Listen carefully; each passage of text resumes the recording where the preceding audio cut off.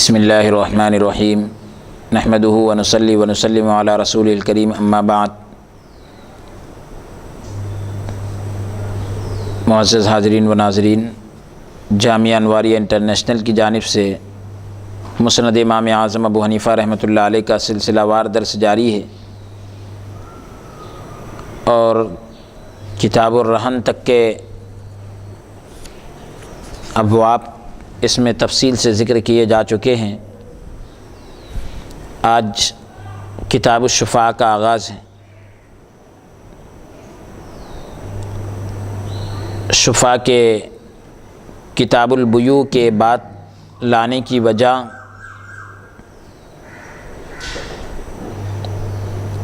یہ ہے کہ بیع میں جو ہے، یعنی خرید اور فروخت کو شفاء کے ذریعے ختم کیا جا سکتا ہے۔ خریدنا اور بیچنے کے ذریعے سے، خریدنے اور بیچنے کو جو ہے شفاء کے ذریعے ختم کیا جا سکتا ہے، اور بیع کا جو مفہوم ہے، بیع کا جو معنی ہے وہ عام ہے۔ اس کا تعلق خریدنے والے بیچنے والے کے علاوہ منقولہ اور غیر منقولہ جائیداد، یعنی ایسی جائیداد جو ایک جگہ سے دوسری جگہ لے جائی جا سکتی ہے، اور ایسی جائیداد جو ایک جگہ سے دوسری جگہ نہیں لے جائی جا سکتی۔ اور شفاء کا جو لفظ ہے وہ صرف غیر منقولہ جائیداد سے ہے، یعنی ایسی جائیداد سے ہے جو ایک جگہ سے دوسری جگہ کنورٹ نہیں کی جا سکتی، منتقل نہیں کی جا سکتی۔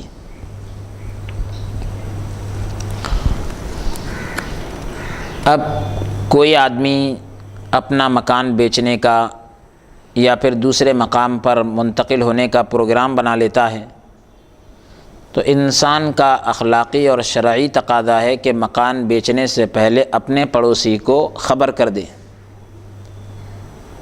تاکہ اگر وہ خریدنا چاہ رہا ہے تو پڑوسی ہونے کے ناطے سے اس کا حق زیادہ ہے۔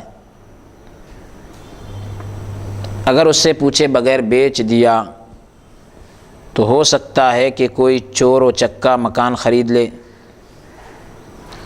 جو محلے والوں کے لیے جان اور مال کا خطرہ بن جائے۔ شرعی اعتبار سے پڑوسی جو ہے اپنا حق محفوظ رکھتا ہے کہ وہ شفاء کے ذریعے سے عدالت میں بیع کو ختم کروا کر اور خود رقم عطا کر کے خرید سکتا ہے۔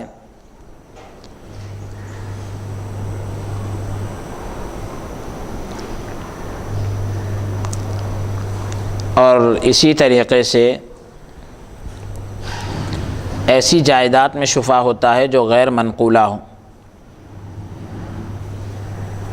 منقولہ جائیداد میں شفاء نہیں ہو سکتا۔ منقولہ سے مراد آپ سمجھ گئے ہیں کہ جس کو منتقل کیا جا سکتا ہے، جیسے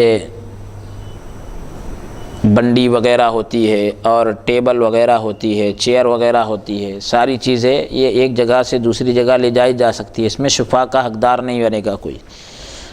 زمین ہے، مکان ہے، اس کے اندر شفاء کا حق حاصل ہوگا۔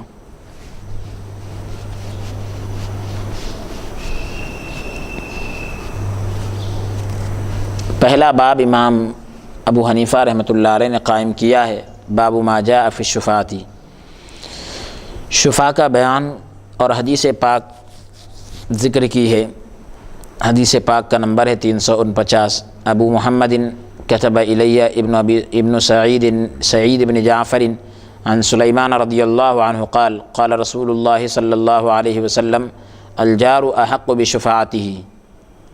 حضرت سلیمان رضی اللہ عنہ کا بیان ہے کہ حضور اقدس صلی اللہ علیہ وسلم نے فرمایا، شفاء کا سب سے زیادہ حقدار پڑوسی ہے۔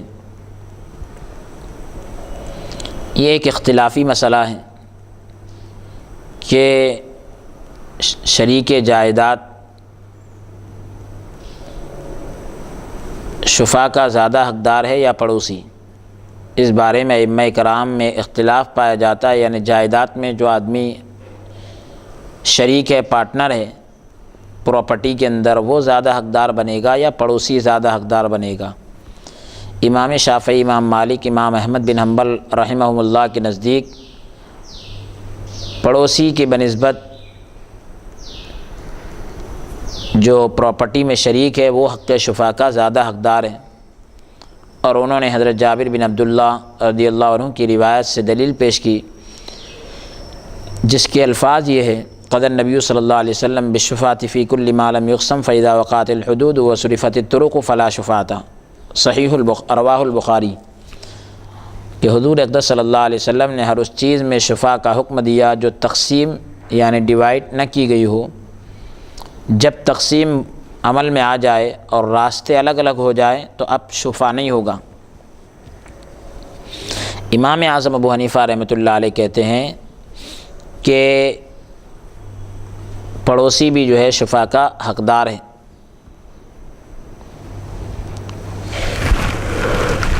اور کئی احادیث مبارکہ سے استدلال کیا ہے، دلیل پیش کی ہے، جن میں سے کچھ دلیل پیش کر رہے ہیں ہم۔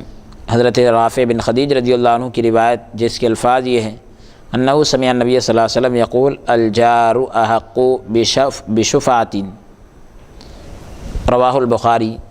حضرت رافع بن خدیج نے حضور صلی اللہ علیہ وسلم سے سنا کہ ہمسایہ یعنی پڑوسی شفاء کا زیادہ حقدار ہے۔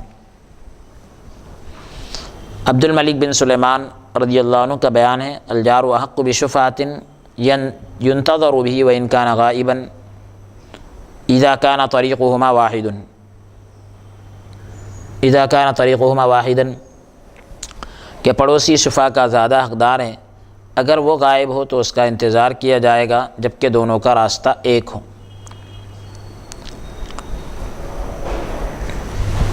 اب امام اعظم ابو حنیفہ رحمۃ اللہ علیہ کے دلائل پر سوال یہ کیا جاتا ہے کہ ان روایات میں جو لفظ آیا الجار کا یعنی پڑوسی، جس کے معنی آتے ہیں عربی میں پڑوسی کے، تو اس سے مراد پڑوسی نہیں ہے بلکہ جائیداد کا پارٹنر ہے۔ تو اس کا جواب یہ دیتے ہیں کہ لفظ جار کے معنی پڑوسی کے ہی آتے ہیں، اور یہ پڑوسی کے معنی مراد لینا حقیقی ہے، اور جائیداد میں جو شریک اور پارٹنر یہ مراد لینا یہ مجازی ہے، یعنی کسی اور معنی میں استعمال کر رہے ہیں آپ، اس کو حقیقت میں نہیں بلکہ اس سے ہٹ کر معنی مراد لے رہے ہیں آپ۔ حقیقی معنی تو پڑوسی ہے، آپ دوسرے معنی لے رہے ہیں تو یہ مجازی معنی مراد لے رہے ہیں آپ، تو حقیقی معنی چھوڑ کر مجازی معنی مراد لینا یہ درست بات نہیں۔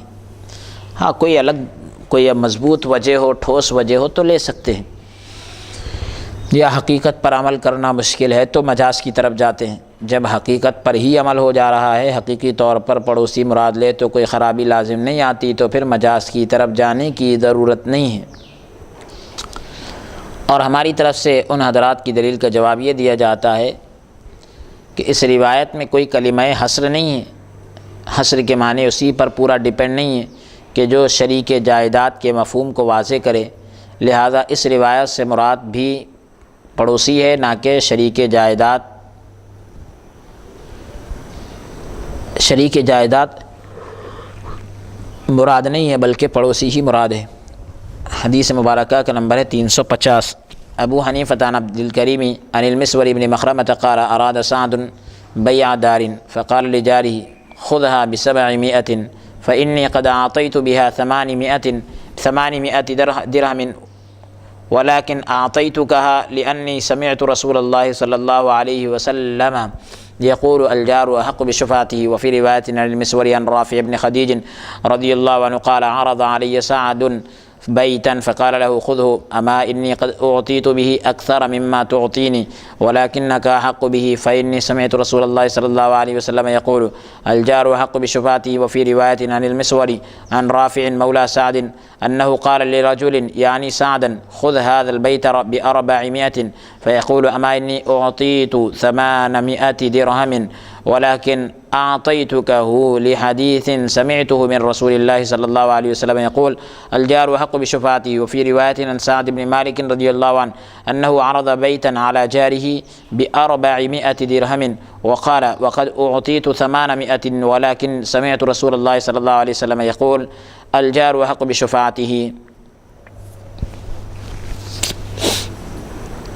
حضرت مسور بن مخرمہ رضی اللہ عنہ کا بیان ہے کہ حضرت سعد بن مالک رضی اللہ عنہ نے اپنا مکان بیچنے کا ارادہ کیا تو انہوں نے اپنے پڑوسی سے فرمایا کہ تم 700 درہم میں مکان لے لو کیونکہ مجھے اس کے 800 درہم ملتے ہیں، مگر پھر بھی میں آپ کو ہی مکان دینا پسند کرتا ہوں کیونکہ میں نے حضور صلی اللہ علیہ وسلم سے سنا ہے کہ شفا کا زیادہ حقدار پڑوسی ہے۔ دیکھیں آپ غور کریں کہ اپنے پڑوسی سے وہ کہہ رہے ہیں کہ تم 700 درہم میں لے لو مکان، حالانکہ مجھے جو ہے اس کے 800 درہم دوسرے لوگ دے رہے ہیں، لیکن میں تم کو دینا چاہ رہا ہوں کیونکہ پڑوسی زیادہ حقدار ہیں۔ ایک روایت میں ہے کہ حضرت رافع بن خدیج رضی اللہ عنہ کا بیان ہے کہ انہوں نے کہا حضرت سعد بن مالک رضی اللہ عنہ نے اپنا مکان بیچنے کا ارادہ کیا تو فرمایا، مجھ سے مشورہ کرتے ہوئے کہا کہ آپ یہ مکان خرید لیں، چاہے مجھے اس کی قیمت زیادہ مل رہی ہے لیکن کوئی پرواہ نہیں کیونکہ آپ اس کے زیادہ حقدار ہیں، اس لیے کہ میں نے حضور صلی اللہ علیہ وسلم سے یہ سنا کہ مکان کے شفیع کا سب سے زیادہ حقدار پڑوسی ہے۔ ایک روایت میں اس طرح ہے کہ حضرت مسور رضی اللہ عنہ حضرت سعد بن مالک رضی اللہ عنہ کے رفیق یعنی دوست حضرت رافع بن خدیج کے حوالے سے بیان کرتے ہیں کہ حضرت سعد بن مالک رضی اللہ عنہ نے ایک آدمی جو حضرت سعد بن مالک کا پڑوسی تھا اس سے فرمایا کہ تم یہ مکان 400 درہم میں خرید سکتے ہو، حالانکہ مجھے اس کے 800 درہم مل رہے ہیں، مگر میں اس حدیث کی بنا پر بیچ رہا ہوں جو میں نے آپ نبی کونین صلی اللہ علیہ وسلم سے سنی۔ نبی کونین صلی اللہ علیہ وسلم نے فرمایا پڑوسی شفیع کا زیادہ حقدار ہے۔ ایک روایت میں ہے کہ حضرت سعد بن مالک رضی اللہ عنہ سے اس طرح نقل کیا گیا کہ انہوں نے اپنے ایک پڑوسی کو اپنا مکان 400 درہم میں خریدنے کا کہا اور یہ بھی کہا کہ انہیں اس کے 500 درہم مل رہے ہیں، مگر میں نے حضور صلی اللہ علیہ وسلم سے سنا ہے کہ پڑوسی جو ہے شفا کا زیادہ حقدار ہے۔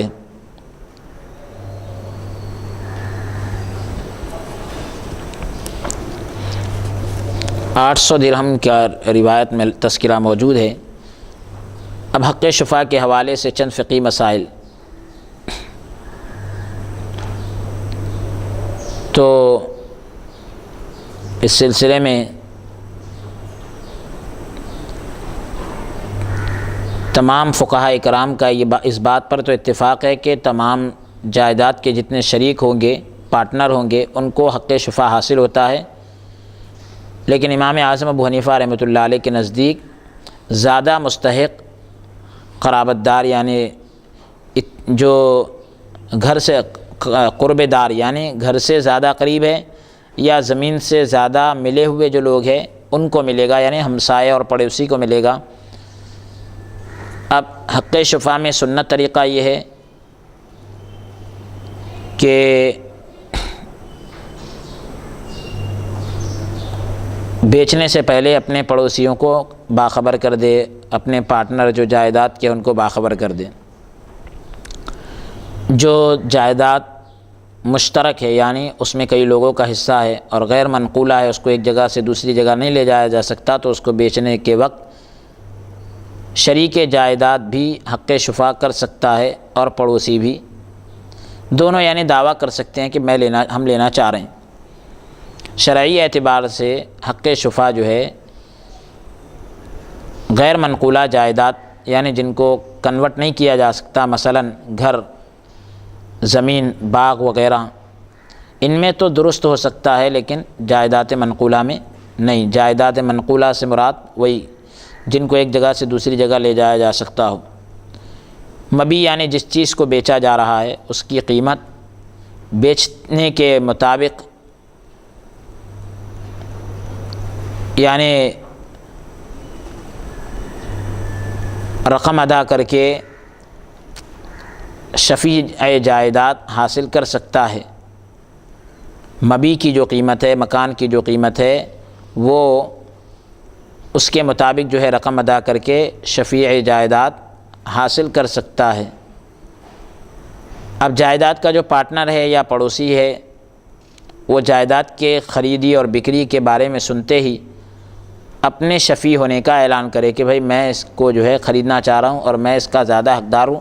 اگر انہیں اعلان نہیں کرا تو حق شفا باطل قرار پائے گا، یعنی اب اس کو بعد میں حق نہیں ملے گا۔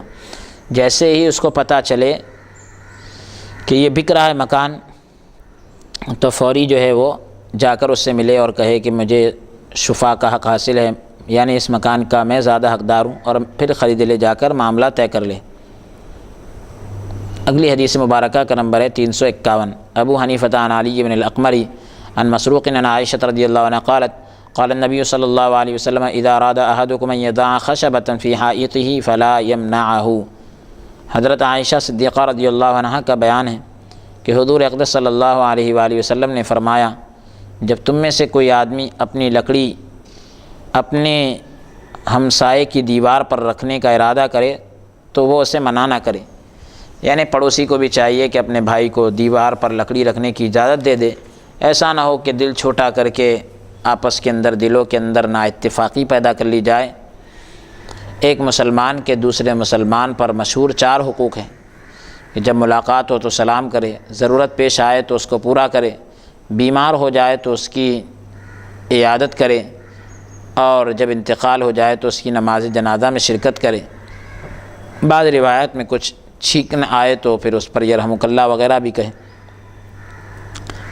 حضور صلی اللہ علیہ وسلم نے فرمایا کہ ما زال جبریل یوصینی بالجار حتی ظننت انہ سیورث۔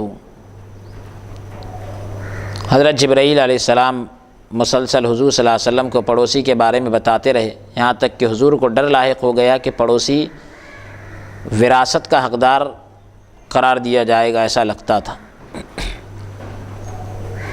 حضرت عائشہ رضی اللہ عنہ کا بیان ہے کہ حضور صلی اللہ علیہ وسلم نے فرمایا، جب تم میں سے کوئی آدمی اپنی لکڑی اپنے پڑوسی کے دیوار پر رکھنے کا ارادہ کرے تو وہ اسے منع نہ کرے۔ اب اس روایت کے اندر جو منع نہ کرنے کا حکم ہے، تو کیا یہ حکم جو ہے واجب ہے یا مستحب ہے؟ کس درجے میں؟ امام اعظم ابو حنیفہ رحمۃ اللہ علیہ، امام شافعی رحمۃ اللہ علیہ یہ کہتے ہیں کہ یہ امر جو ہے استحباب کے لیے ہے، مستحب کے طور پر ہے، کہ یعنی اگر لکڑی کا دیوار پر رکھنا دیوار کے لیے نقصان دہ ہو تو اس سے اس کو روکا جا سکتا ہے، ورنہ نہیں۔ امام مالک رحمۃ اللہ علیہ کے 2 قول ہیں، پہلا کہتے ہیں کہ واجب کے لیے ہے، دوسرا قول یہ ہے کہ مستحب کے لیے ہے، یعنی دیوار پر لکڑی وغیرہ کو رکھنے کی اجازت دینا بھی درست ہے اور منع کرنا بھی درست ہے۔ تو اس طرح سے کتاب الشفاء کا بیان مکمل ہوا۔ اور ایک شفیع 3 قسم کے ہوتے ہیں، یہ بھی مشہور فقہ کی کتابوں میں ہیں، شریک فی نفس المبی، شریک فی حق المبی، اور ایک پڑوسی۔ اب شریک فی نفس المبی یعنی ایک مکان ہے، 2 لوگوں کا ہے، آدھا مکان کسی اور کا ہے، آدھا مکان کسی اور کا ہے، ایک ہی مکان میں 2 لوگ حصے دار ہے، تو یہ شریک فی نفس المبی ہے۔ اور دوسرا ہے شریک فی حق المبی۔ حق مبی میں شریک مطلب یعنی کہ مکان تو دونوں کے الگ الگ ہے، لیکن دونوں کا راستہ ایک ہے، دونوں کا کنواں وغیرہ کچھ ان کی ضروریات زندگی کچھ ایک ہے، تو یہ بھی حق مبی میں شریک ہے۔ اور تیسرا پڑوسی ہے۔ تو اس طرح سے شفاء کا بیان مکمل ہوا۔ اب اگلا عنوان ہے کتاب المزارعات۔ کاشتکاری کے اور کھیتی باڑی کے احکام اور مسائل اس میں ذکر کیے جائیں گے۔ پہلی حدیث لا رہے ہیں امام اعظم ابو حنیفہ رحمۃ اللہ علیہ، جس کا نمبر ہے 352۔ ابو حنیفہ عن ابی الزبیر عن جابر رضی اللہ عنہ قال نہا رسول اللہ صلی اللہ علیہ وسلم عن المخابرۃ۔ حضرت جابر رضی اللہ عنہ کا بیان ہے کہ حضور اقدس صلی اللہ علیہ وسلم نے مخابرہ سے منع فرمایا۔ اب مزارعات اور مخابرت،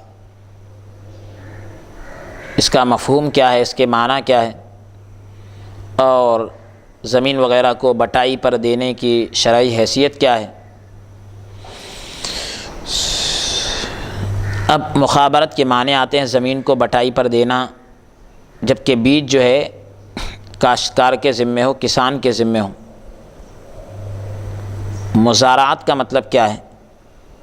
مزارعات کا مطلب یہ ہے کہ مالک کا اپنی زمین کاشتکاری کے لیے دینا، اس پر جو ہے محنت کاشتکار کرتا ہے اور بیج مالک کا ہوتا ہے، اور پیداوار کا تہائی یا چوتھائی یعنی 1/3 یا 1/4 حصہ جو ہے مالک لیتا ہے، باقی پیداوار جو ہے کاشتکار کو ملتی ہے، محنت کرنے والے کو ملتی ہے۔ مخابرت کی بھی یہی صورت بنتی ہے، لیکن اس میں جو ہے بیج مالک کا نہیں ہوتا بلکہ کاشتکار کا ہوتا ہے۔ اسلام کے شروع کے دور میں زمینیں اور باغات بٹائی پر دیے جاتے تھے۔ معاملات طے ہونے کے بعد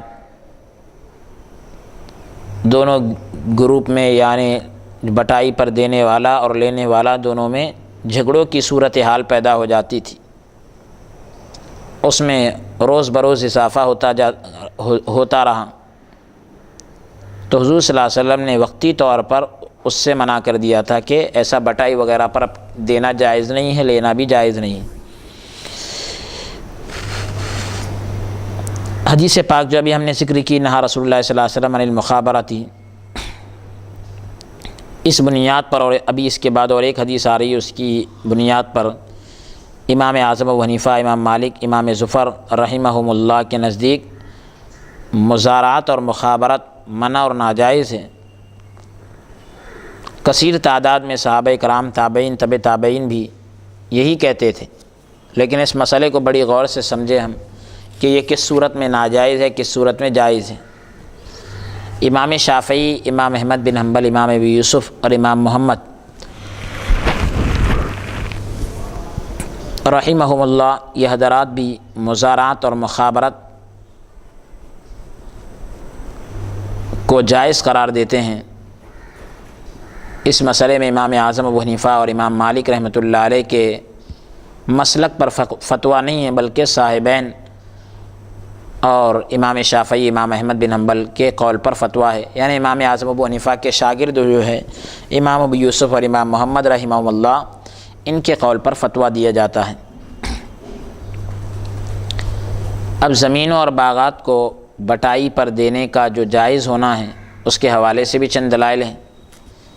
اللہ تعالیٰ نے اسلام اور مسلمانوں کو غلبہ عطا فرمایا، خیبر فتح ہوا، وہاں کے باغات اور زمین جو ہے مسلمانوں کے قبضے میں آ گئی، وہاں کے رہنے والے غلام بنا لیے گئے، تو حضور اقدس صلی اللہ علیہ وسلم نے یہودیوں کو وہاں سے نکالنے کا پروگرام بنایا، تو انہوں نے درخواست کی کہ انہیں وہاں سے نکالا نہ جائے۔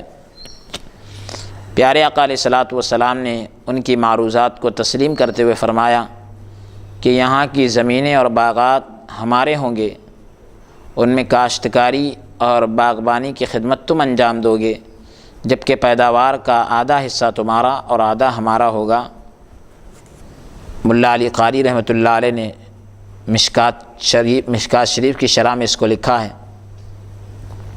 حضور اقدس اور ایک اور دلیل یہ ہے کہ حضور صلی اللہ علیہ وسلم نے خیبر کے باغات اور زمینیں یہودیوں کو اس شرط پر دی تھی کہ تمام اخراجات، کاشتکاری، باغبانی، پانی، بیج کی خدمات تم کرو گے، لیکن پیداوار کا آدھا حصہ ان کا ہوگا، آدھا ہمارا ہوگا۔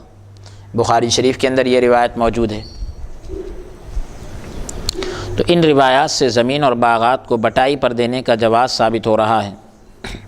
اس کے علاوہ یہ روایت صاحبین اور امام شافعی اور امام احمد بن حنبل رحمہ اللہ کے موقف کی دلیل بھی ہے، تو لہذا ضرورت اور شدید ضرورت کی وجہ سے جمہور کے فتوے پر عمل کیا جائے گا، اور امام اعظم ابو حنیفہ رحمۃ اللہ علیہ کے قول کو یہاں پر چھوڑ دیا جائے گا۔ حدیث مبارکہ کا نمبر ہے 353۔ ابو حنیفہ عن ابی حسین عن رافع بن خدیج رضی اللہ عنہ عن النبی صلی اللہ علیہ وسلم انه مر بحائط فاعجبه فقال لمن هذا فقلت لي فقال من اين هو لك قلت استاجرته قال لا تستاجره بشيء منه وفي رواية ان النبي صلی اللہ علیہ وسلم مر بحائط فقال لمن هذا فقلت لي وقد استاجرته فقال فلا تستاجره۔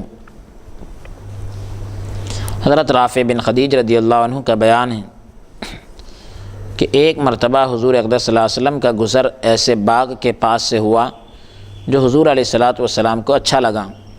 پیارے نبی صلی اللہ علیہ وسلم نے فرمایا یہ کس شخص کا باغ ہے؟ میں نے عرض کیا، رافع بن خدیج کہہ رہے ہیں، میں نے کہا یا رسول اللہ یہ میرا ہے۔ پیارے نبی صلی اللہ علیہ وسلم نے پوچھا کہ یہ کیسے حاصل کیا ہے؟ میں نے جواب دیا کہ یہ اجارے کے طور پر حاصل کیا ہے۔ حضور صلی اللہ علیہ وسلم نے فرمایا کہ اس کی پیداوار کے حصے کے بدلے اسے اجارہ نہ بنا لینا، یعنی پیداوار کا جو مخصوص حصہ ہے اس کو لے کر تم اجارہ نہ کرو۔ ایک روایت میں کچھ اس طرح ہے کہ ایک بار حضور اقدس صلی اللہ علیہ وسلم کا گزر ایک باغ کے پاس سے ہوا۔ نبی کونین صلی اللہ علیہ وسلم نے پوچھ لیا کہ یہ باغ کس شخص کا ہے؟ رافع بن خدیج کہتے ہیں میں نے کہا کہ میرا ہے، میں نے یہ اجارے پر لیا ہے۔ حضور صلی اللہ علیہ وسلم نے فرمایا کہ اسے اجارے یعنی کرائے پر نہ لیا کرو۔ تو اس حدیث میں بھی زمین اور باغات کو بٹائی پر دینے کا ناجائز ہونا ثابت ہو رہا ہے۔ اب ناجائز کیوں ہے اس کی کچھ وجہ بھی ہو سکتی ہے، تو ہم شروع میں ہی ذکر کر چکے ہیں کہ فریقین کے درمیان یعنی بائع اور مشتری کے درمیان، خریدنے اور بیچنے والے کے درمیان جھگڑے کی نوبت آ جاتی تھی، اس لیے جو ہے اس کے غلط اثرات پڑتے تھے تو اس سے روک دیا گیا۔ پھر دوسری بات یہ بھی ہے کہ زمین اور باغات کی پیداوار میں اضافے کے لیے یعنی پیداوار بڑھے تو بڑھانے کے لیے خوب محنت کرنا پڑتی ہے، اور جو شرکت جہاد کے لیے بھی مانع بن سکتی ہے، رکاوٹ بن سکتی ہے، جہاد میں جانے کے لیے بھی رک سکتی ہے۔ اور تیسری بات یہ بھی بتائے کہ دونوں گروہوں کے درمیان یعنی بٹائی پر دینے والے اور لینے والے کے درمیان پیداوار کی تقسیم کاری میں ظلم اور زیادتی سے کام لینے سے نفرت کی فضا پیدا ہوتی ہے، تو اس لیے اس سے روک دیا گیا۔ تو اس طرح سے کتاب المزارعات بھی مکمل ہوا، اور اب آغاز ہے کتاب الفضائل کا، فضائل اور مناقب کے بیان میں۔ اب یعنی حضور پاک علیہ الصلاۃ والسلام کے فضائل اور اسی طریقے سے شیخین کریمین کے بھی فضائل، خلفائے راشدین وغیرہ اور دیگر صحابہ اکرام کے فضائل کو یہاں سے ذکر کیا جائے گا، کیونکہ ہم اور آپ جانتے ہیں کہ شریعت اسلامیہ کے اندر احادیث مبارکہ کے اندر جس طرح سے مسائل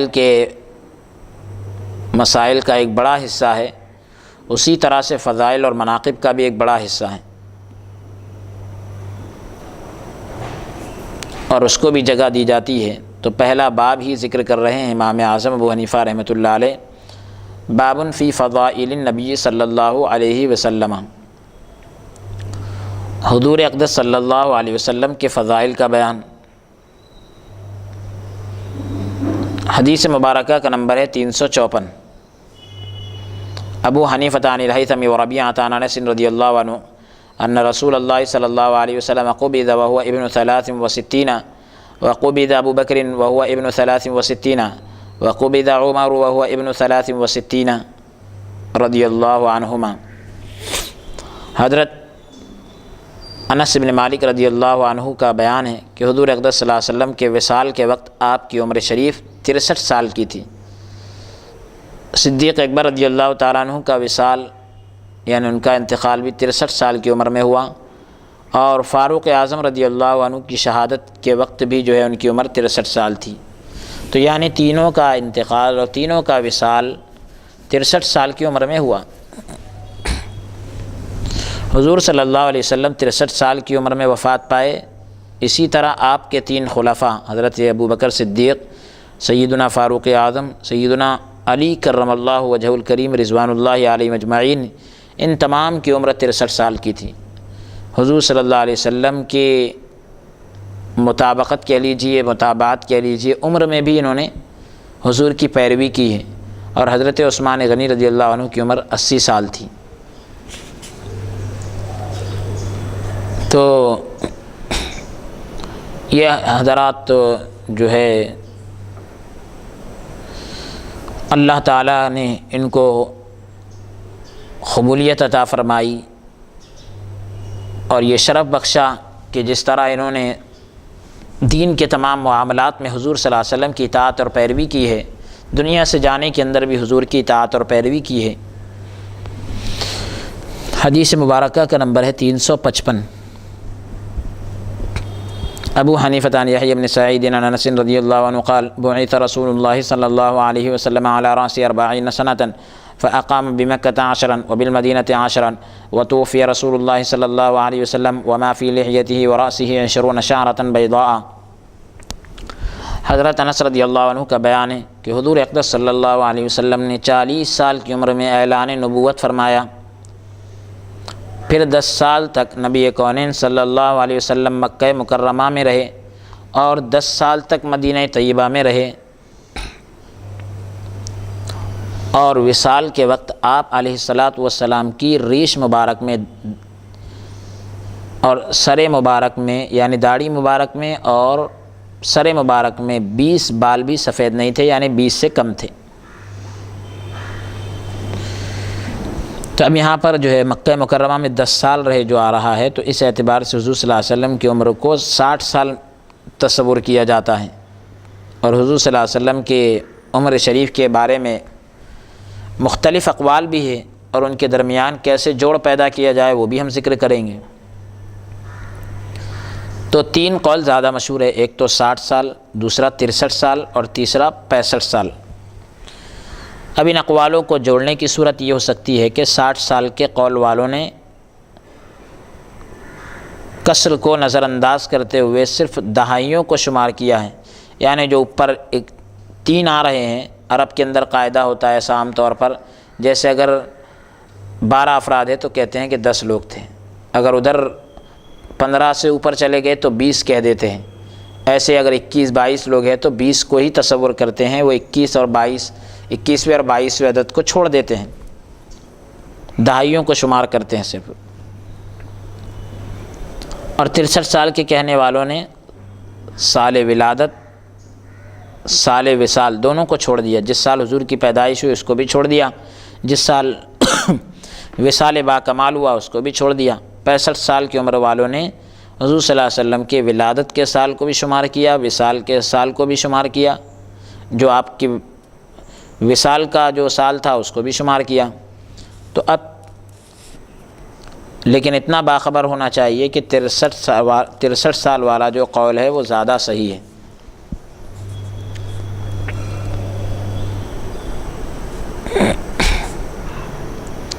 اور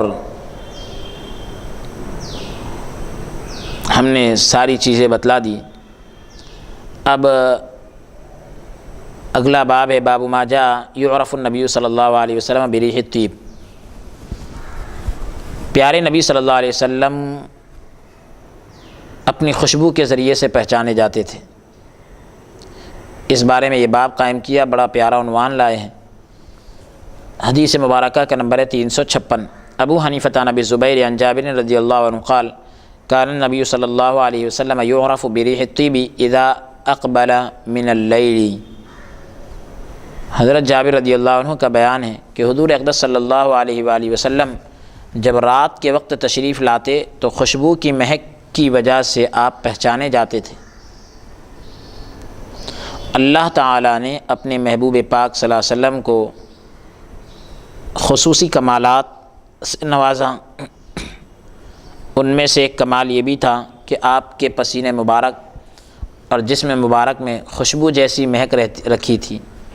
صحابہ کرام جب آپ کو ملنا چاہتے یا زیارت کرنا چاہتے تو بھینی بھینی خوشبو سونگھ کر آپ کو تلاش کرنا شروع کر دیتے تھے، تو حضور صلی اللہ علیہ وسلم کی خدمت میں حاضری کا موقع مل جاتا تھا۔ رات کی تاریکی میں بھی حضور صلی اللہ علیہ وسلم کی تشریف آوری ہوتی تو خوشبو کے سبب ذات مصطفیٰ صلی اللہ علیہ وسلم کی معرفت حاصل ہو جاتی تھی۔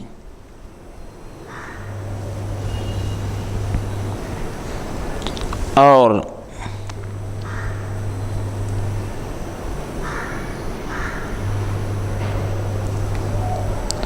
حضرت جابر رضی اللہ عنہ کا بیان ہے کہ حضور اقدس صلی اللہ علیہ وسلم کا جس راستے سے گزر ہوتا تو آپ کے بعد آنے والا شخص آپ کی خوشبو کی مہک سے آپ کو پہچان لیتا تھا کہ آپ یہاں سے گزرے ہیں۔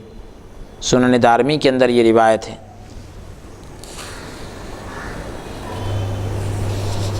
اور حضور صلی اللہ علیہ وسلم کو خوشبو کے ذریعے سے پہچانا جاتا تھا۔ اس سلسلے میں کئی اور روایات بھی موجود ہے۔ آپ کے پسینے مبارک سے بھی مشک عنبر سے زیادہ خوشبو آتی تھی۔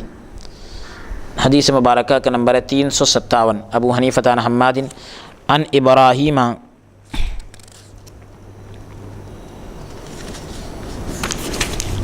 علقمۃ عن عبد اللہ بن مسعود رضی اللہ عنہ ان رسول اللہ صلی اللہ علیہ وسلم کان یعرف باللیل اذا اقبل الی المسجد بريح الطیب۔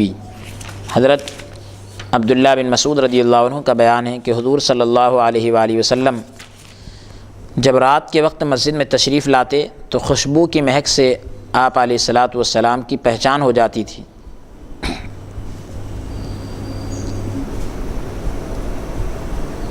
نبی کونین صلی اللہ علیہ وسلم کو اور کئی کمالات عطا کیے گئے۔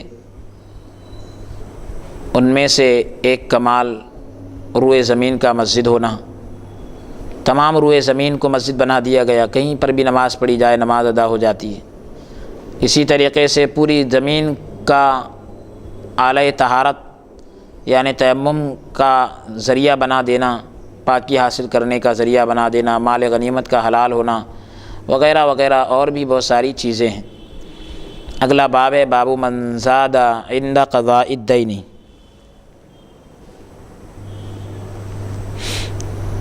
قرض ادا کرتے وقت اضافی چیز دینے کا بیان، یعنی قرض جو لیے تھے وہ دے رہے ہیں، اس کے علاوہ اگر اور کچھ دے رہے ہیں اس بارے میں جو وضاحت ہے آپ کے سامنے آ رہی ہے۔ حدیث مبارکہ کا نمبر ہے 358۔ ابو حنیفہ عن محارب عن ابن عمر رضی اللہ عنہما قال کان علی علی النبی صلی اللہ علیہ وسلم دین فقضانی وزادنی۔ حضرت عبداللہ بن عمر رضی اللہ عنہما کا بیان ہے کہ حضور اقدس صلی اللہ علیہ وسلم پر میرا قرض تھا، نبی کونین صلی اللہ علیہ وسلم نے مجھے وہ ادا کیا اور مزید بھی عطا فرمایا۔ تو حضور صلی اللہ علیہ وسلم کی شان سخاوت، حضور صلی اللہ علیہ وسلم اپنی امت کے لیے سراپا رحمت بنا کر بھیجے گئے۔ آپ جو ہے کوئی بھی مانگنے والا آتا تو اسے خالی نہیں لوٹاتے تھے۔ مقروض جس نے قرض لیا ہے آپ اس کا قرضہ خود ادا فرما دیتے تھے۔ اگر آپ کسی سے قرض لیتے تو مانگے بغیر، تقاضے کے بغیر واپس کرتے وقت اضافی چیز بھی عنایت فرماتے تھے۔ ایک روایت میں تو یہ ہے کہ آپ صلی اللہ علیہ وسلم نے فرمایا کہ اگر میرے پاس بہت پہاڑ کے برابر بھی سونا ہو تو 3 دن گزرنے سے پہلے میں وہ سب اللہ کی راہ میں تقسیم کر دوں۔ ہاں البتہ جتنا کسی کا قرض ادا کرنا ہو اتنا ضرور اپنے پاس رکھ لوں۔ آپ صلی اللہ علیہ وسلم کی خدمت میں ایک مانگنے والا اس وقت حاضر ہوا جب کہ نوازنے کے لیے حضور کے پاس کوئی چیز نہیں تھی، حضور نے فرمایا کسی سے قرض لے کر اپنی ضرورت پوری کر لو، قرض میں خود دوں گا۔ یہ حضور صلی اللہ علیہ وسلم کی جود و سخا کے حوالے سے مشہور حدیث مبارکہ ہے کہ آپ نے زندگی بھر کسی کو نفی میں جواب نہیں دیا تھا، یعنی انکار نہیں کیا تھا۔ اب قرض کی ادائیگی کے وقت کچھ مزید ادا کرنا، کچھ اور زائد چیز دینا، تو قرض خواہ کے تقاضے سے پہلے، اس کے مانگنے سے پہلے قرض ادا کرنا چاہیے، بلکہ قرض خواہ اس کو کہتے ہیں جس نے قرض دیا ہے، اور مقروض اسے کہتے ہیں جس نے قرض لیا ہے۔ تو جو آدمی قرض دے اس کے مانگنے سے پہلے مقروض کو چاہیے کہ وہ قرض ادا کر دے، بلکہ قرض کے علاوہ مزید کوئی بھی چیز دینی چاہیے۔ اس سے کیا ہوتا ہے، معاملات جو ہے اچھے نظر آتے ہیں، اور اسی طریقے سے دونوں میں محبت اور بھائی چارہ قائم ہوتا ہے۔ اگلا باب ہے باب ما جاء فی خصائل النبی صلی اللہ علیہ وسلم۔ حضور علیہ الصلاۃ والسلام کے خصائل اور عادات کا بیان بتلا رہے ہیں۔ حدیث مبارکہ کا نمبر ہے 359۔ ابو حنیفہ عن ابراہیم عن انس بن مالک رضی اللہ عنہ قال ما مسست بیدی خزا ولا حریرا الین من کف رسول اللہ صلی اللہ علیہ وسلم وفی روایت ما روی رسول اللہ صلی اللہ علیہ وسلم مادن رکبتیہ بین جلیس لہ قط۔ حضرت انس رضی اللہ عنہ کا بیان ہے کہ میں نے حضور اقدس صلی اللہ علیہ وسلم کو خز اور ریشم کے لباس سے بھی زیادہ نرم اور ملائم پایا۔ ایک روایت میں ہے کہ حضور اقدس صلی اللہ علیہ وسلم اہل مجلس کے سامنے قدم مبارک پھیلا کر کبھی بیٹھے ہوئے نہیں دیکھے گئے۔ اللہ اکبر! یعنی مجلس جب لگی ہوئی ہے تو مجلس کے سامنے پیر پھیلا کر حضور صلی اللہ علیہ وسلم کبھی نہیں دیکھے گئے۔ یہ بھی بڑی انتہائی ادب کی بات ہے، اور ایک مجلس کا ادب سکھلایا جا رہا ہے پیارے نبی صلی اللہ علیہ وسلم کے ذریعے سے امت کو۔ حضرت انس رضی اللہ عنہ جو ہے حضور کی خدمت میں 10 سال خدمت میں رہے۔ اس دوران حضور صلی اللہ علیہ وسلم نے کبھی یہ نہیں فرمایا کہ تم نے یہ کام کیوں کیا یا یہ کام کیوں نہیں کیا، اور یہ کام جو ہے دنیاوی امور کے حوالے سے تھا، شرعی امور میں ہوتا تو آپ یقیناً روک دیتے۔ اسی طریقے سے جب کوئی شخص آپ سے مصافحہ کرتا تو جب تک وہ خود نہ چھوڑتا حضور صلی اللہ علیہ وسلم اپنا دست مبارک اس کے ہاتھ سے الگ نہ کرتے تھے۔ یہ انتہائی محبت کی بات ہے، انتہائی عقیدت اور نرمی کی بات ہے۔ تو حضور کے خصائل کا ذکر ہو رہا ہے۔ اب حضور صلی اللہ علیہ وسلم کے اخلاق کا ذکر ہے۔ باب ما جاء فی اخلاق النبی باب ما جاء اخلاق النبی صلی اللہ علیہ وسلم یا فی اخلاق النبی صلی اللہ علیہ وسلم، حضور صلی اللہ علیہ وسلم کے اخلاق کے بیان میں یہ باب قائم کیا گیا۔ حدیث مبارکہ کا نمبر ہے 360۔ ابو حنیفہ عن ابراہیم عن ابیہ عن مسروق انہ سأل عن عائشہ رضی اللہ عنہ انہ سأل عائشہ رضی اللہ عنہ عن خلق رسول اللہ صلی اللہ علیہ وسلم فقالت اما تقرأ القرآن۔ حضرت مسروق رضی اللہ عنہ کا بیان ہے کہ میں نے ام المومنین حضرت عائشہ رضی اللہ عنہ سے حضور صلی اللہ علیہ وسلم کے اخلاق مبارک عظیمہ، آپ کے بلند پایا اخلاق کے بارے میں پوچھا، تو حضرت عائشہ رضی اللہ عنہ نے جواب میں فرمایا کیا تم قرآن نہیں پڑھتے؟ حضرت مسروق رضی اللہ عنہ نے حضرت عائشہ رضی اللہ عنہ سے حضور کے اخلاق کے بارے میں سوال کیا تو آپ نے جواب میں فرمایا اے سائل یعنی پوچھنے والے، کیا تم نے قرآن نہیں پڑھا یا تم کیا قرآن نہیں پڑھتے؟ تو حضور علیہ الصلاۃ والسلام کے اخلاق کے بارے میں پوچھا گیا۔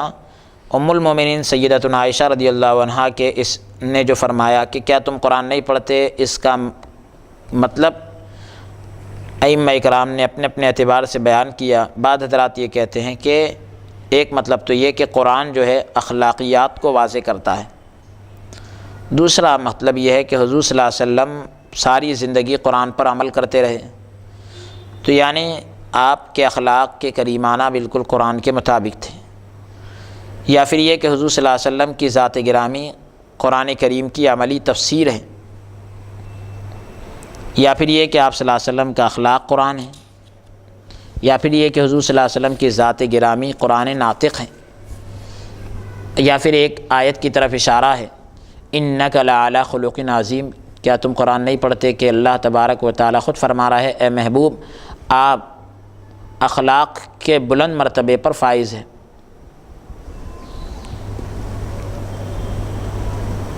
حضور صلی اللہ علیہ وسلم کے اخلاق کریمانہ کے حوالے سے کچھ حدیث پاک ہم نمونے کے طور پر پیش کر رہے ہیں۔ حضرت خارجہ بن زید رضی اللہ عنہ کا بیان ہے کہ چند لوگ حضرت زید بن ثابت کی خدمت میں آئے اور کہنے لگے حضرت زید بن ثابت سے کہ ہمیں حضور صلی اللہ علیہ وسلم کے حالات بتائیں۔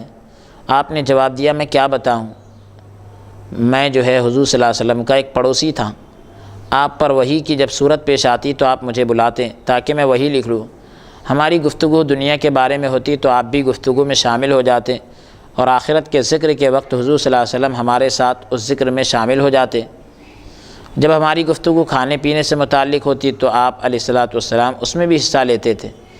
آپ علیہ الصلاۃ والسلام کی سیرت طیبہ کے حوالے سے میں آپ سے یہ بیان کرتا ہوں، یعنی یہ بتایا کہ ہر چیز میں حضور صلی اللہ علیہ وسلم ہماری دلجوئی کرتے تھے۔ اور حضرت عائشہ صدیقہ رضی اللہ عنہ بیان کرتی ہے کہ حضور صلی اللہ علیہ وسلم نے محض اپنی ذات کے لیے کسی سے ظلم کا بدلہ نہیں لیا، اور اسی طریقے سے حضور صلی اللہ علیہ وسلم نے جہاد فی سبیل اللہ کے علاوہ کسی پر بھی ہتھیار نہیں اٹھایا، نہ کسی خادم کو مارا اور نہ ہی کسی عورت کے ساتھ آپ نے اس قسم کا کوئی معاملہ کیا جس سے انسانیت مجروح اور زخمی ہوتی ہو۔ حضرت جابر رضی اللہ عنہ کا بیان ہے کہ حضور صلی اللہ علیہ وسلم نے کوئی چیز مانگنے پر کبھی لا یعنی نہیں کہا، نہیں کا لفظ آپ نے کبھی نہیں فرمایا۔ اگلی حدیث مبارکہ کا نمبر ہے 361۔ ابو حنیفہ عن مسلم عن انس رضی اللہ عنہ قال کان رسول اللہ صلی اللہ علیہ وسلم یجیب دعوت المملوک ویعود المریض ویرکب الحمار۔ حضرت انس رضی اللہ عنہ کا بیان ہے کہ حضور اقدس صلی اللہ علیہ وسلم غلام کی دعوت قبول کرتے، بیمار کی عیادت کرتے اور گدھے پر سواری کرتے۔ تو حضور صلی اللہ علیہ وسلم کی عاجزی اور انکساری اور امت کے لیے ایک عملی پیغام بھی ہے کہ ایک مسلمان کے دوسرے مسلمان پر کئی حقوق ہے۔ ایک تو یہ کہ دعوت دے تو قبول کرے، بیمار ہو تو عیادت کرے، ملاقات ہو تو سلام کرے یا سلام کا جواب دے، کوئی چیز کی ضرورت پیش آئے تو مدد کرے، انتقال ہو جائے تو نماز جنازہ میں شریک ہو۔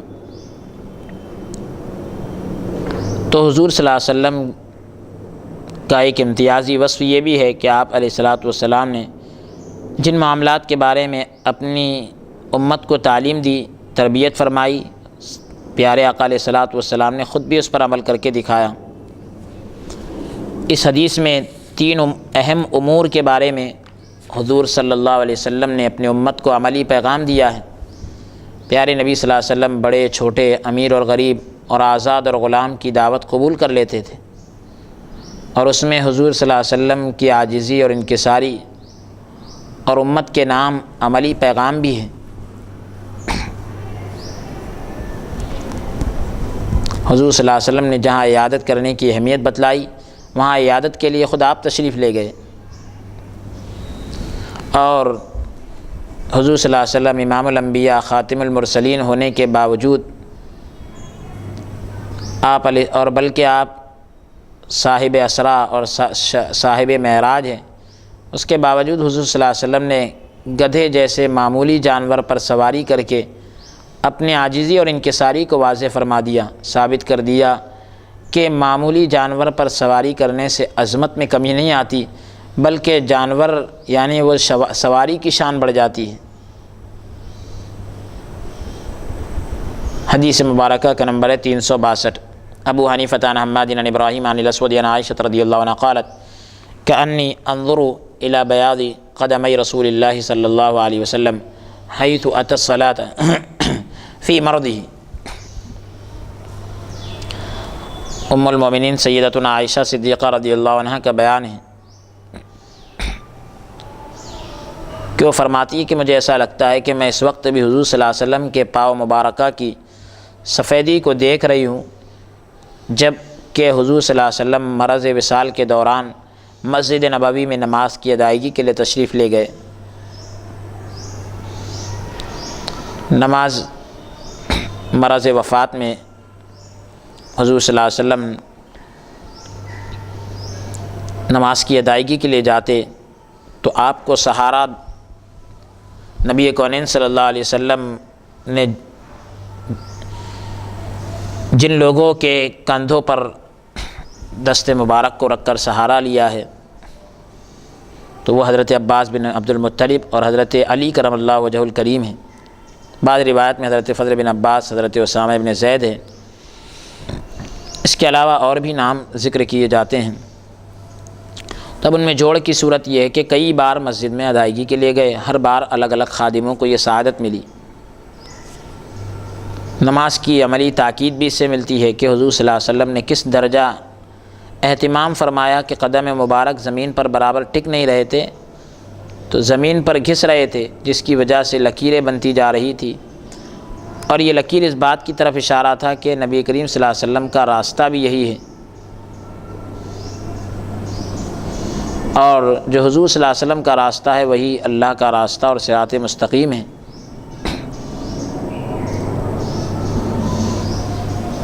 حدیث مبارکہ کا نمبر ہے 363۔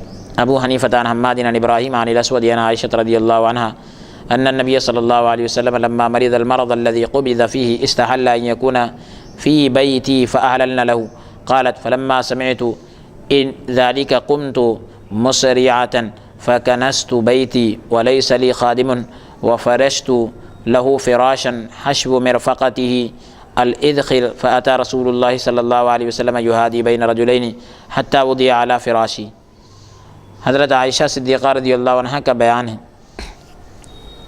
کہ حضور اقدس صلی اللہ علیہ وسلم مرض وصال میں مبتلا ہوئے تو نبی کونین صلی اللہ علیہ وسلم نے دیگر ازواج مطہرات سے میرے گھر میں رہنے کی اجازت طلب کی۔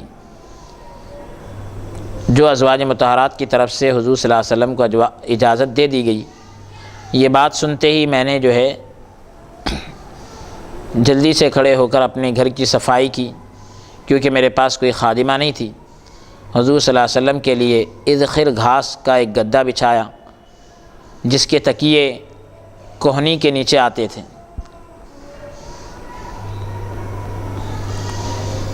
اور نبی کونین صلی اللہ علیہ وسلم دو صحابہ کے درمیان سہارا لیتے ہوئے تشریف لائے، یہاں تک کہ آپ علیہ الصلاۃ والسلام میرے بستر پر لٹا دیے گئے۔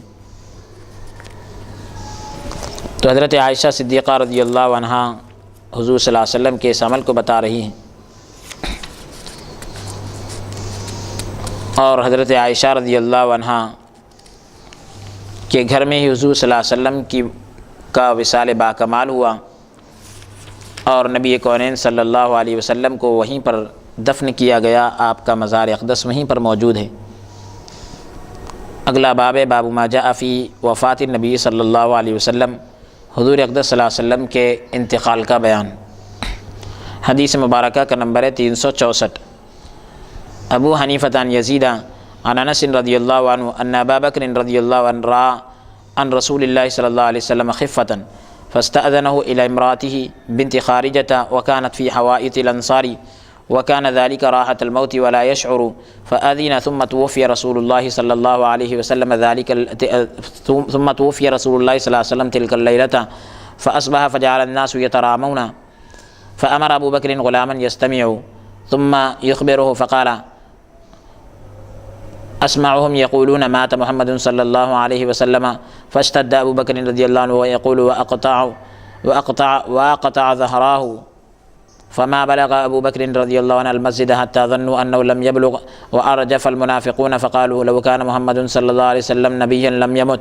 فقال عمر رضی اللہ عنہ لا اسمع رجلا يقول مات محمد صلی اللہ علیہ وسلم الا ضربته بالسيف فكفوا لذلك. فلما جاء ابو بکر رضی اللہ عنہ والنبي صلی اللہ علیہ وسلم مسجن كشف الثوب عن وجهه ثم جعل يلثمه فقال ما كان الله ليذيقك الموت مرتين انت اكرم على الله من ذلك. ثم خرج ابو بکر رضی اللہ عنہ فقال يا ايها الناس من كان يعبد محمدا فإن محمدا قد مات ومن كان يعبد رب محمد فإن رب محمد لا يموت. ثم قرأ وما محمد إلا رسول قد خلت من قبله الرسل أفإن مات أو قتل انقلبتم على أعقابكم ومن ينقلب على عقبيه فلن يضر الله شيئا وسيجزي الله الشاكرين. قال فقال عمر رضي الله عنه لكأننا لم نقرأها قبلها قط. فقال الناس مثل مقالة أبي بكر رضي الله عنه من كلامه وقراءته. ومات ليلة الاثنين فمكث ليلتين ويومين ودفن يوم الثلاثاء. وكان أسامة بن زيد وأوس بن خولي يصبان وعلي والفضل يغسلانه صلى الله عليه وسلم. حضرت انس رضی اللہ عنہ کا بیان ہے کہ جب حضرت ابو بکر صدیق رضی اللہ عنہ نے حضور صلی اللہ علیہ وسلم کے مرض مبارک میں کچھ فائدہ یعنی فاقہ محسوس کیا تو اپنی بیوی حضرت اسماء بنت خارجہ کے پاس جانے کی حضور سے اجازت مانگی. تھوڑا کچھ دور مدینہ منورہ سے کچھ باہر کے مقام پر تھے، مقام ان کا گھر تھا جو انصار کے ایک باغ میں موجود تھی حضرت اسماء بنت خارجہ. جبکہ یہ فاقہ کی نوعیت معمولی نوعیت کا تھا، لیکن صدیق اکبر رضی اللہ تعالیٰ عنہ اسے معلوم نہ کر سکے تھے. نبی کونین صلی اللہ علیہ وسلم نے صدیق اکبر کو اجازت دے دی اور اسی رات حضور صلی اللہ علیہ وسلم کا وصال مبارک ہو گیا. صبح کے وقت صحابہ کرام رضوان اللہ علیہ مجمعین حضور علیہ السلام کے پاس آنے لگے. صدیق اکبر رضی اللہ تعالیٰ عنہ نے اپنا غلام بھیجا تاکہ صورتحال کا جائزہ لے اور صدیق اکبر کو پھر خبر کرے. غلام نے جو ہے یہ بتلایا کہ میں نے لوگوں کی زبان سے سنا کہ حضور صلی اللہ علیہ وسلم کا وصال ہو گیا ہے. یہ اطلاع ملتے ہی صدیق اکبر رضی اللہ عنہ واپس آ گئے اور اس طرح فرما رہے تھے کہ ہائے افسوس کمر ٹوٹ گئی. صدیق اکبر رضی اللہ عنہ مسجد میں جلوگر نہیں تھے، جس سے لوگوں نے یہ خیال کیا کہ شاید یہ واقعہ فاجعہ یعنی اس اچانک واقعے کی آپ کو اطلاع نہیں ہوئی. جبکہ منافق لوگ کہہ رہے تھے کہ محمد صلی اللہ علیہ وسلم اگر واقعی نبی ہوتے تو ان کا انتقال نہ ہوتا. اس پر فاروق اعظم نے فرمایا کہ میں کسی شخص کی زبان سے یہ نہ سنوں کہ حضور انتقال فرما گئے، اگر کسی سے سنوں گا تو تلوار سے اس کی گردن اڑا دوں گا. عمر رضی اللہ عنہ کے اس اعلان سے منافق لوگوں کی زبانیں بند ہو گئی اور صدیق اکبر رضی اللہ عنہ حاضر ہوئے. حضور صلی اللہ علیہ وسلم پر کپڑا ڈالا ہوا تھا. کپڑا اٹھا کر صدیق اکبر نے پیارے آقا علیہ السلام کے چہرے مبارک کو بوسہ دیا. یوں عرض کیا کہ اللہ آپ پر دو موتوں کو مسلط نہیں کرے گا، یعنی 2 مرتبہ آپ کو موت نہیں آئے گی. موت تو ایک ہی مرتبہ آئی ہے اور اس کے بعد ہمیشہ کی زندگی ہے. اور حضور صلی اللہ علیہ وسلم اللہ تعالیٰ کے ہاں اس سے بڑھ کر معزز ہیں. اس گفتگو سے سیدنا فاروق اعظم رضی اللہ عنہ کے اعلان کی اصلاح مقصود تھی، یعنی ارادہ یہ تھا کہ فاروق اعظم کا اعلان جو ہے اس کی اصلاح ہو جائے. پھر صدیق اکبر رضی اللہ عنہ باہر تشریف لائے اور اعلان کیا کہ لوگوں، جو شخص حضور صلی اللہ علیہ وسلم کی عبادت کرتا تھا تو حضور کا انتقال ہو گیا، جو حضور کے پروردگار کی عبادت کرتا تھا تو حضور کا پروردگار ابھی بھی زندہ ہے. اور صدیق اکبر رضی اللہ تعالیٰ عنہ نے یہ آیت مبارکہ تلاوت کی کہ حضرت نبی کریم صلی اللہ علیہ وسلم صرف فقط رسول ہیں، بے شک آپ سے پہلے بھی رسول گزرے ہیں، تو کیا ہوا اگر یہ وفات پا جائیں یا شہید کر دیے جائیں، وہ اللہ تعالیٰ کا جو ہے کچھ بھی نہیں بگاڑ سکے گا اور بہت جلد جو ہے اللہ تعالیٰ شکر گزار لوگوں کو ثواب عطا کرے گا. حضرت انس رضی اللہ عنہ کا بیان ہے کہ یہ آیت سننے کے بعد فاروق اعظم رضی اللہ عنہ نے فرمایا کہ ہمیں ایسا لگ رہا تھا کہ ہم نے اس سے پہلے یہ آیت کبھی نہیں پڑھی. اور لوگوں نے بھی اس طرح کہا کہ جس طرح ابو بکر صدیق رضی اللہ عنہ نے گفتگو کی تھی اور آیت پڑھ کر سنائی تھی. پیر کی رات کو حضور صلی اللہ علیہ وسلم نے انتقال فرمایا. 2 دن حضور صلی اللہ علیہ وسلم کو زیارت صحابہ اور مسئلہ خلافت کے پیش نظر رکھا گیا۔ پھر چہارشنبے کے دن یعنی بدھ کے روز حضور صلی اللہ علیہ وسلم کو چہارشنبے کے دن تدفین عمل میں لائی گئی۔ پیر کے دن انتقال ہوا، چہارشنبے کے دن تدفین عمل میں لائی گئی، اور حضرت علی رضی اللہ تعالیٰ عنہ، حضرت فضل بن عباس رضی اللہ عنہ نے حضور صلی اللہ علیہ وسلم کو غسل دیا، جبکہ حضرت اسامہ ابن زید اور حضرت اوس بن خولی رضی اللہ عنہ نے مدد کی سعادت حاصل کی، یعنی غسل کے اندر ان لوگوں نے بھی ساتھ دیا۔ تو اب یہاں پر یہ چہارشنبے کا دن ہے، لیکن بہتر یہ ہے کہ روایت کے جو الفاظ ہے اس اعتبار سے اگر دیکھا جائے تو حضور صلی اللہ علیہ وسلم کا انتقال پیر کی رات میں ہوا، تو 2 رات حضور صلی اللہ علیہ وسلم کو رکھا گیا، یعنی پیر کی رات اور منگل کی رات، اور پھر منگل کے دن آپ کو دفن کر دیا گیا۔ یہ روایت زیادہ صحیح معلوم ہوتی ہے۔ حضرت عائشہ رضی اللہ عنہ کے گھر میں آپ منتقل ہوئے، پھر اس کے بعد مرض بڑھتا گیا، اور پھر سہارے سے آپ مسجد نبوی میں تشریف لاتے گئے۔ اس کے بعد صدیق اکبر رضی اللہ عنہ نے اجازت مانگی، آپ چلے گئے، اور ان کا جانا تھا اور حضور کا وصال ہو گیا۔ اور اس کے بعد پھر حضور صلی اللہ علیہ وسلم حضرت عائشہ رضی اللہ عنہا میں آپ جو ہے تدفین عمل میں لائی گئی، اور پھر حضور صلی اللہ علیہ وآلہ وسلم کا روضہ مبارک بھی وہیں پر بنا۔ گنبد خضراء کے اندر حضور صلی اللہ علیہ وسلم کے علاوہ 2 مزارات اور ہیں، جن میں سے ایک صدیق اکبر رضی اللہ عنہ کا ہے، اور دوسرا سیدنا فاروق اعظم رضی اللہ تعالیٰ عنہ کا ہے، اور اس کی زیارت کی بڑی فضیلت ہے۔ پیارے نبی صلی اللہ علیہ وسلم نے فرمایا، جس نے میرے مزار مبارک کی زیارت کی اس کے لیے میری شفاعت واجب ہے۔ اللہ رب العزت ہم سب کو بھی اس در کی حاضری بار بار نصیب فرمائیں، حضور صلی اللہ علیہ وسلم سے سچی پکی محبت نصیب فرمائیں، آمین۔ وصلی اللہ تعالی وسلم علی خیر خلق محمد وعلی آلہ وصحبہ اجمعین برحمتک یا ارحم الراحمین والحمد للہ رب العالمین۔